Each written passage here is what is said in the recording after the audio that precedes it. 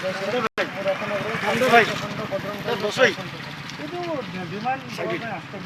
तार प्रमुख डिमांड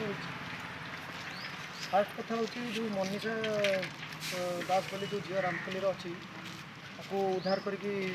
अणा जाऊ जो धर्मांतरीकरण करा न हो चांदोली गौशाला बहुत मात्रा होती बंद हो गो हत्या बंद हो गरीब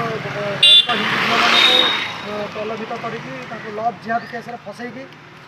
जो नहीं बिकी दौरान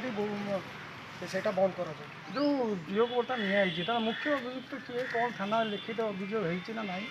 हाफिज सहित कावेरी सहयोग कर तीन जन कौन केमती कौन दंड दिया दरकार कौन पुलिस पाखे अभियोग कठोर कठोर दंड दि जाए पुलिस पाखे कौन अभियोग ये तीन जन ना पुलिस पाखे अभियोग मैंने अपहरण करके नहीं झील को या आगु भी 8-10टा केस अच्छी